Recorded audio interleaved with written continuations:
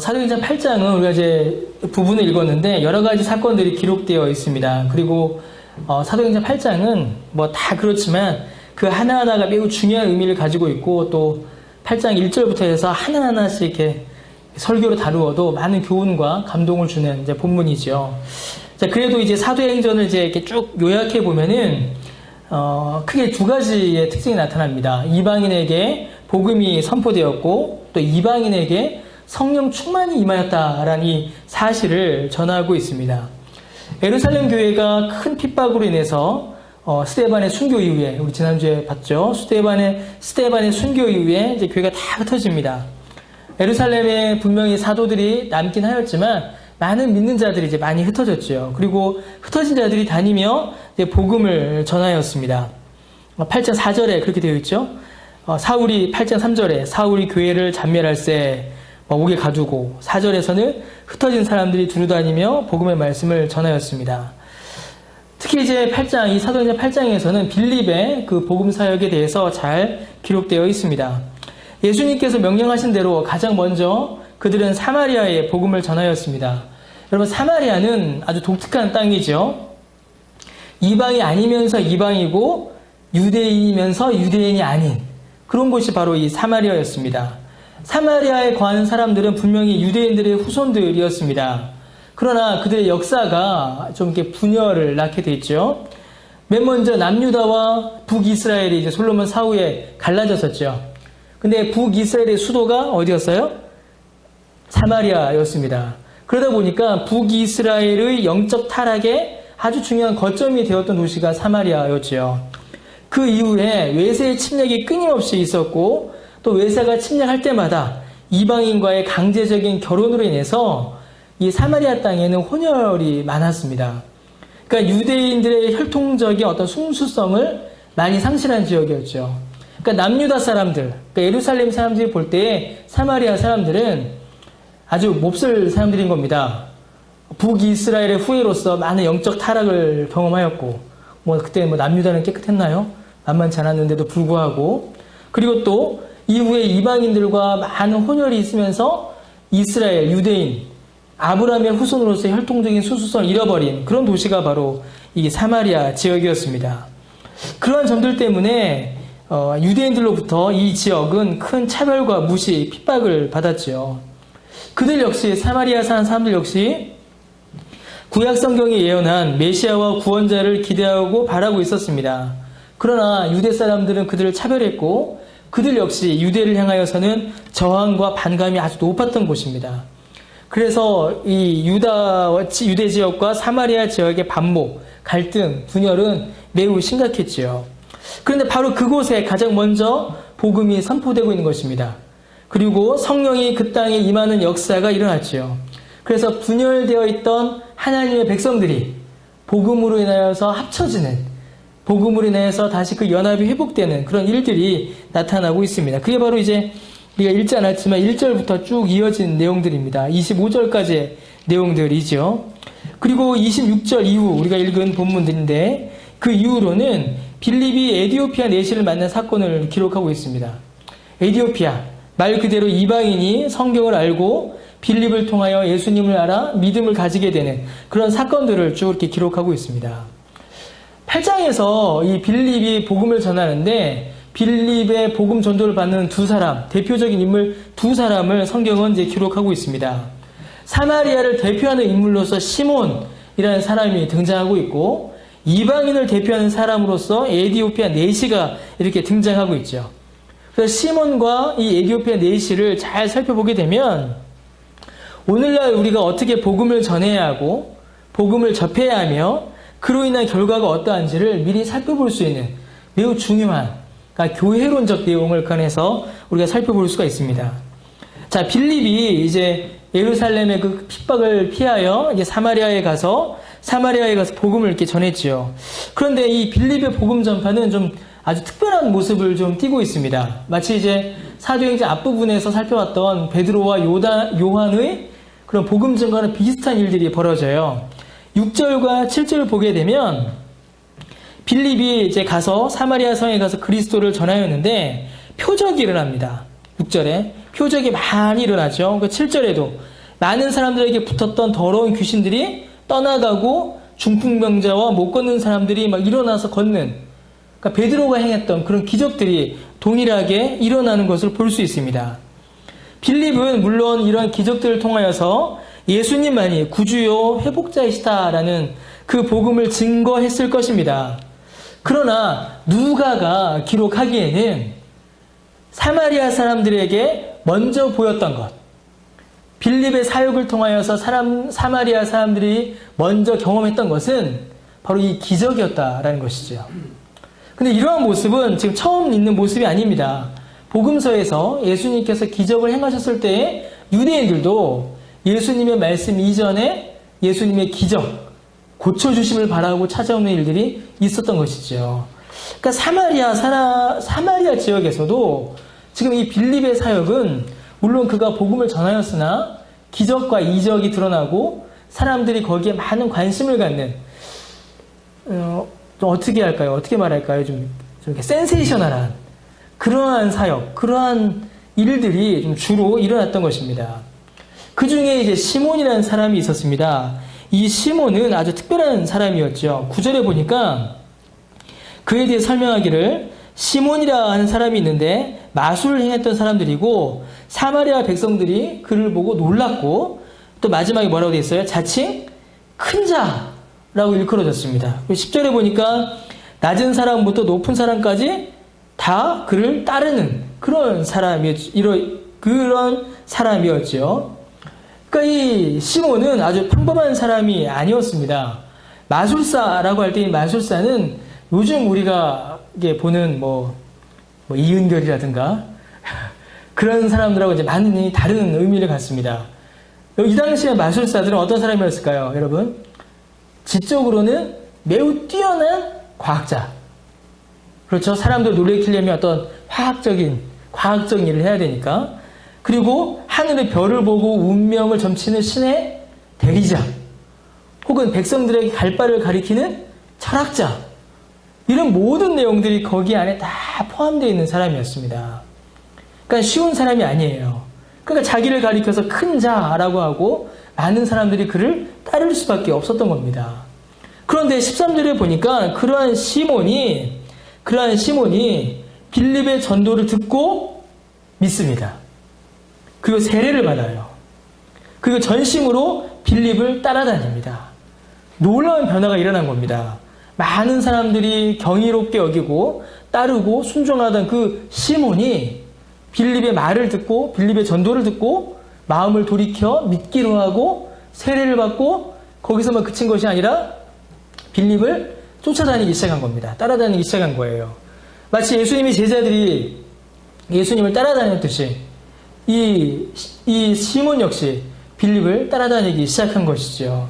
그런데 그 뒤에 나오는 말이 중요합니다. 13절 후반부에 뭐라고 되어 있습니까? 13절 후반부에 그 나타나는 표적과 큰 능력을 보고 어떻게 했다? 놀랐다. 이렇게 되어 있어요. 여러분, 시몬의 변화는 매우 놀라운 일입니다. 매우 놀라운 일이에요. 그가 가진 영향력, 위치, 어떤 세간의 평가들을 모아볼 때 그의 변화는 당시 사마리아 지역의 놀라운 사건이었을 것입니다. 이야, 시몬이 빌립의 제자가 됐대. 시몬이 빌립을 따라다니게 됐대. 놀라운 일이 벌어진 거예요. 이러한 사마리아의 놀라운 부흥에 예루살렘 교회는 베드로와 요한을 보내어서 돌아보며 돕게 합니다. 이제 베드로와 요한이 이제 사마리아를 시찰하러 온 거죠. 잘 가르치고 있는가, 교회가 바로 세워 있는가 돌아보고 도우려고 온 거예요. 그리고 그들이 와서 성도들을 위하여 기도합니다. 그러니까 어떤 일이 벌어져요? 성령께서 임하시는 일이 벌어지게 되죠. 그러니까 빌립으로 인하여서 이미 많은 기적이 일어났는데 베드로와 요한이 와서 이제는 말씀을 전하고 기도하니까 성령께서 임재하시는, 성령께서 강림하시는 놀라운 기적이 벌어지기 시작한 겁니다. 이 사건은 아마도 사도행전 2장에 나타났던 그런 사건이었을 것이다 라고 신학자들은 주석합니다. 막 방언이 터지고 사람들이 각자의 말로, 각 나라의 말로 하나님 나라의 큰일을 이야기하고 기적들이 일어나는 그런 현상들이 일어난 겁니다. 자, 그런데 그때에 시몬이 뭐라고 합니까? 이 시몬이 아주 이제 놀라운 이야기를 해요. 22절에 보니까 이러한 기적을 보고서 시몬이 뭐라고 하냐면 22절이 아니죠. 어디 있습니까? 18절에 나타나죠. 막 성령 받고 사람들이 이런 일이 벌어지니까 시몬이 뭐라고 하냐면 시몬이 사도들의 안수로 성령 받는 것을 보고 돈을 주는 겁니다. 돈을 사도들에게 베드로한테 돈을 주는 거예요. 그리고 이 권능을 내게도 주어 누구든지 내가 안수하는 사람은 성령을 받게 하여 주소서 이렇게 이야기합니다. 자, 제가 이게 얼마나 돈이 많았겠습니까? 자, 제가 이 돈을 드릴 테니 그 성령을 주는 능력, 그 능력 저에게도 좀 주십시오. 이렇게 이야기를 한 거죠. 그 말을 듣고 베드로가 어떻게 합니까? 베드로 성격 없기 나오죠? 그렇죠? 베드로 터지죠? 예, 베드로 20절 보세요. 너 망할 거야 이럽니다. 이 망할지어다 이러고 막 저주를 퍼부어버립니다. 베드로가 아직까지 성격이 안 꺾인 거죠. 여러분 이 시몬이 뭐가 잘못된 걸까요? 시몬은 급진적인 변화를 경험한 사람입니다. 자신이 가지고 있던 마술사로서의 지위와 영향력 모든 것을 버리고 빌립을 따르고 세례를 받은 자예요. 이 자가 빌립을 따를 때에 빌립의 영향력 그리고 빌립의 어떤 위치가 얼마나 많이 올라갔겠습니까? 그런데 여러분 시몬의 신앙은 어디에 초점을 맞추고 있는가를 우리가 살펴봐야 합니다. 시몬의 신앙은 내가 무엇을 할 수 있는가에 초점을 맞추고 있습니다. 빌립과 사도들은 이 기적을 통하여서 예수님의 복음을 전하기는데 초점을 맞추고 있었지만 이 시몬은 빌립과 사도들이 행한 기적에 집중하고 있죠. 그래서 이 시몬은 자신도 빌립처럼 혹은 사도들처럼 무언가를 놀라운 능력을 하기를 원했던 것입니다. 시몬이 빌립을 따라 세례를 받은 그 목적은 냉정히 이야기하면 예수님을 믿어 구원을 얻기를 소망한 것이 아니라 새로운 마술, 새로운 초능력, 새로운 능력을 지금 이 시몬은 기대하고 있는 것입니다. 여러분 시몬은 성령을 막 이야기합니다. 저에게 성령의 능력을 받게 해달라. 당신들의 성령의 능력을 받다. 성령에 대해서 이야기를 해요. 그러나 시몬은 성령에 대해서 이야기하지만 전혀 성령을 알지 못한 자였고 성령을 받지도 못한 자였으며 성령과는 전혀 상관없는 신앙을 가졌던 사람이었습니다. 그래서 여러분 이 시몬이 나중에 어떻게 됐을까요? 이 시몬이 성경에는 나오지 않습니다. 이 시몬 이유가 어떻게 되는지. 근데 이제 역사학자들의 기독교 사학자들의 막 연구를 보게 되면 이 시몬은 나중에 영지주의 이단의 시작점이 된다라고 이렇게 전합니다. 영지주의 초대교회부터 지금도 이단들의 바탕에 깔려 있는 사상이죠. 뭐죠? 구원받기 위해서는 특별한 지식이 있어야 된다. 근데 그 특별한 지식은 어디에만 있다? 우리에게만 있다. 그러니 나한테 와서 배워라. 그래야 구원받는다. 이게 영지주의죠. 다빈치 코드니 유다복음이니 다 영지주의 배경에서 쓰여진 책들입니다. 그런 시작점, 그런 사상의 시작점이 바로 시몬이다 라고 많은 학자들이 그렇게 설명을 합니다. 결국 그는 복음에서 벗어나 버렸고 이단의 기원이 되고 만 것입니다. 기적에 집중하고 그리고 그 복음이 아니라 예수 믿고 구원받는 것이 아니라 내가 무엇을 할 수 있을 것인가, 내가 어떤 능력을 발휘할 것인가, 내가 얼마나 더 사람들의 관심과 이목을 더 끌 수 있을 것인가, 거기에 집중한 나머지 시몬은 복음에서 떨어져 버리고 맙니다. 자, 그런데 여러분 에티오피아 내시는 많이 다르죠. 많이 다릅니다. 25절에 두 사도가 와서 복음을 열심히 전하고 돌아갔습니다. 그때 빌립은 하나님의 인도하심을 따라 다른 곳으로 복음을 전하기 위하여 갑니다. 근데 그곳이 광야였어요. 여러분 이 참 빌립의 이 사도행 8장에서 나오는 이 빌립도 참 재밌습니다. 사람이 많이 모인 도시가 아니라 광야로 나아갑니다. 길목이에요. 사람이 잘 다니지 않는. 그럼 광야로 나아가게 돼요. 그런데 그 길에서 에티오피아 내시를 만납니다. 그는 이방인이었으며 또 내시였으니 유대인들의 율법을 따르면 이 에티오피아 내시와 말을 섞는 것, 함께하는 것만으로도 부정한 일이 되고 말아요.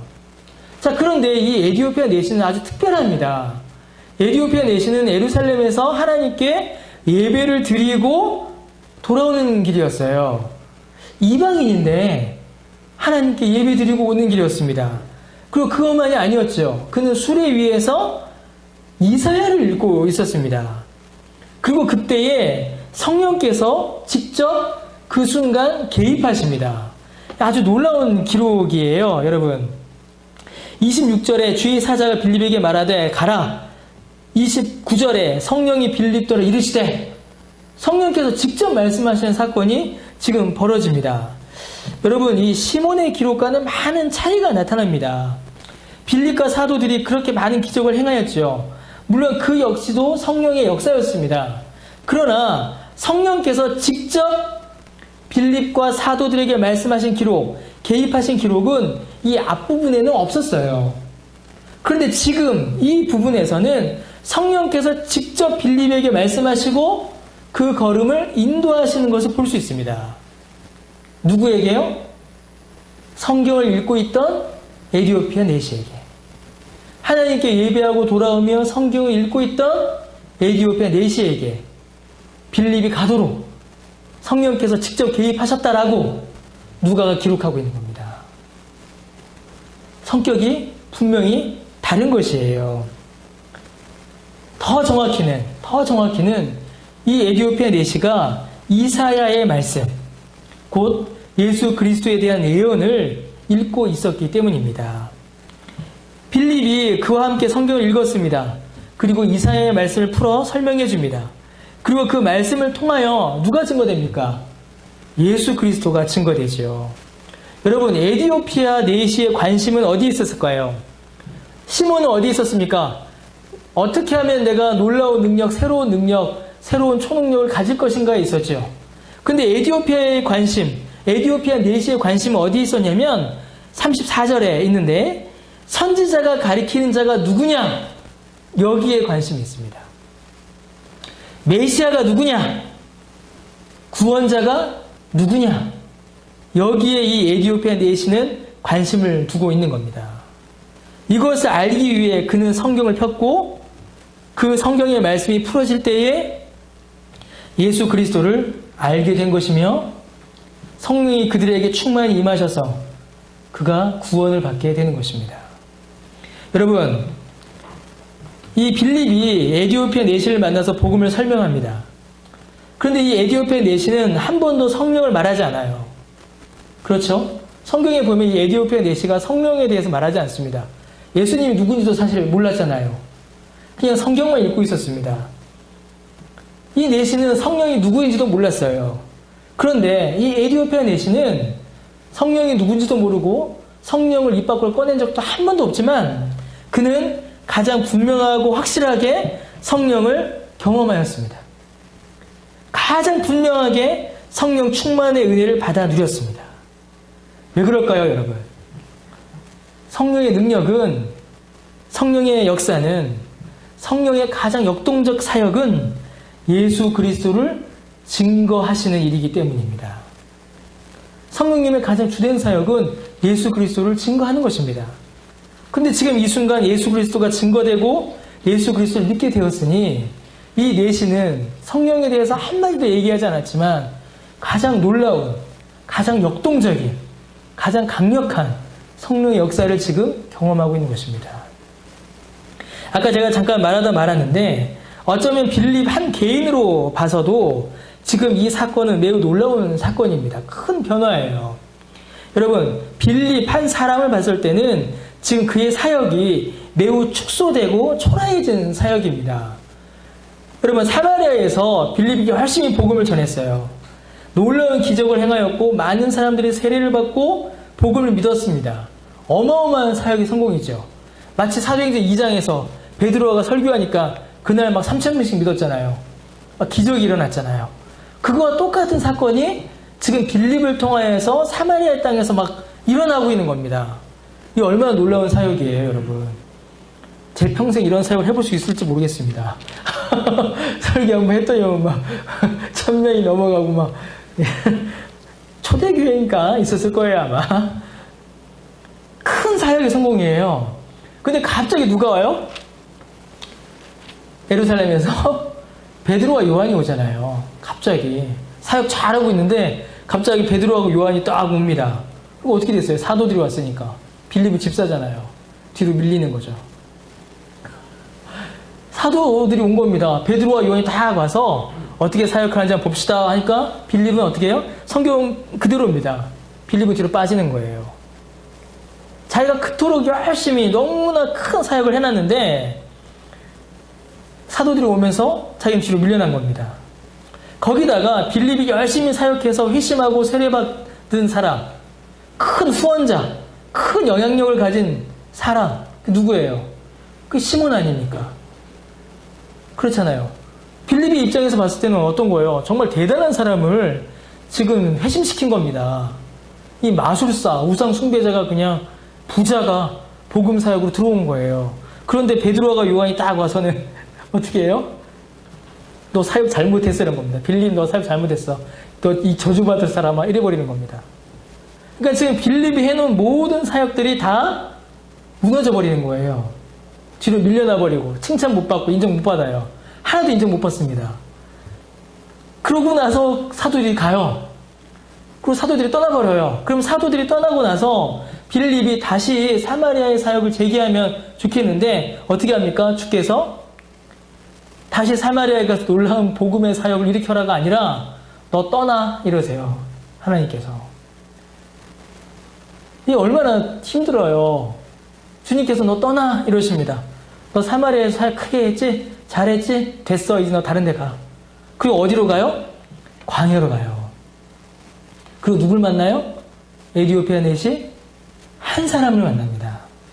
수많은 군중들 앞에서 놀라운 기적과 이적을 베푸며 수많은 사람을 변화시키던 그 앞에 나타난 사람은 고작 에디오피아 넷이 한 명이었어요. 뭐 그가 수레를 끌고 오고 뭐 에디오피아 왕궁의 재산을 맡고 이거 뭐 어떻게 알겠습니까? 통솔명하기 전까지는. 그냥 이방인 한 명 오는 겁니다. 그냥 이방인 한 명이 그냥 수레 타고 오는 거예요. 광야에서. 귀신 쫓아내고 중풍병자 고치고 못 걷는 사람 일으키고 막 수천 명씩 회심시키고 그런 놀라운 기적을 행했던 능력의 종 기적의 종 그런 사람 앞에 고작 한 사람이 나타난 거고 그리고 고작 그 한 사람 앉혀놓고 지금 뭐 하는 겁니까? 빌립이? 성경 공부하는 거예요. 그 한 사람 앉혀놓고 이게 실감이 잘 안 나십니까? 저는 이게 굉장히 크게 실감이 나요. 제가 이게 사역자라서인지 모르겠는데 막 마이크 잡고 막 크게 사역하다가 그냥 한 명 앉혀놓고 저 성경 공부하는 겁니다. 대도시에서 강남 맨날 저보고 박지원 맨날 강남 목사라고 약 올리는데 예, 다 녹화됩니다. 예. 막 강남, 막 여의도 이런 데서 막 수천 명 모아놓고 막 놀라운 집회를 하던 목사님이 어느 날 갑자기 저기 시골 구석에 가서 지나가던 사람 한 명 붙잡아 앉혀놓고 이렇게 성경 공부하는 거예요. 지금 그렇게 바뀐 겁니다. 그런데 여러분 그때 성령께서 가장 강력하게 역사하셨습니다. 성경은 뭐라고 기록하냐면 바로 그때에 성령께서 놀라운 기적을 행하셨다라고 기록합니다. 왜 그렇겠습니까? 왜? 대도시가 아니라 광야라서 그래요? 수천 명이 아니라 한 사람이라서 그런 겁니까? 그게 아니에요. 그게 아니라 예수 그리스도의 복음이 드러났기 때문입니다. 오직 예수 그리스도만이 증거되고 있기 때문이에요. 예수 그리스도가 누구이신지, 예수 그리스도가 무엇을 하셨는지, 그를 믿으며 우리가 무엇을 얻게 되는지, 그를 믿어 누리게 되는 죄사함과 구원을 성경을 통하여 드러나고 있기 때문입니다. 성령께서 성경을 통하여 역사하고 계신 것이죠. 여러분 아무리 큰 집회라고 하여도 예수 그리스도가 증거되지 않으면 그것은 아무것도 아닙니다. 아무리 작은 교회라고 하여도 단 한 사람을 놓고 성경을 가르쳐도 예수 그리스도의 복음이 증거된다면 그것이야말로 성령의 강력한 역사입니다. 그건 정말 그건 제가 경험한 겁니다. 크고 작고의 문제가 아니에요. 도시냐 시골이냐가 중요한 것이 아닙니다. 광야냐 도시냐 그게 중요한 것이 아니에요. 예수 그리스도가 증거되느냐 예수 그리스도가 증거되지 않느냐 그게 중요한 것입니다. 전하는 복음의 중심에 예수 그리스도가 있느냐 있지 않느냐 그게 중요한 것이에요. 빌립을 통해 시몬은 초능력을 바라봤지만 에디오피아 내시는 빌립을 통해 예수 그리스도를 들은 것입니다. 로마서 10장 17절에 그러므로 믿음은 들음에서 나며 들음은 그리스도의 말씀으로 말미암느니라 기록되어 있습니다. 여기서 말하는 그리스도의 말씀은 그리스도께서 하신 말씀이라는 뜻도 되지만 동시에 그리스도에 관한 말씀이라는 뜻도 돼요. 믿음은 들음에서 나며 들음은 그리스도의 말씀, 그리스도에 관한 말씀에서 말미암는 것입니다. 바로 지금 본문의 에티오피아 내시가 그 은혜를 경험하고 있는 것이고 이 말씀이 이루어지고 있는 것이지요.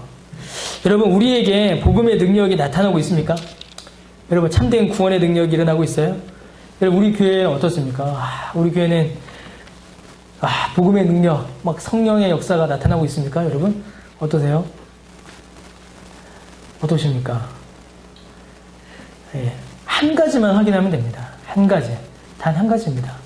성령께서 말씀을 통하여 예수 그리스도를 우리에게 가르치고 계시는가? 예수 그리스도의 복음이 온전히 선포되고 있으며 그 복음을 통하여 우리가 구원의 은혜를 받아 누리고 있는가? 그겁니다. 그게 전부인 것 같아요. 그렇게 복음이 증거되고 그 복음 증거를 통해서 성령께서 역사하시고 그것을 통하여서 우리가 또 그 은혜 안에 있으며 또 빌립처럼 또 성령의 사역의 도구로 쓰임받는 또 저와 여러분 우리 교회 되기를 바랍니다. 기도하겠습니다.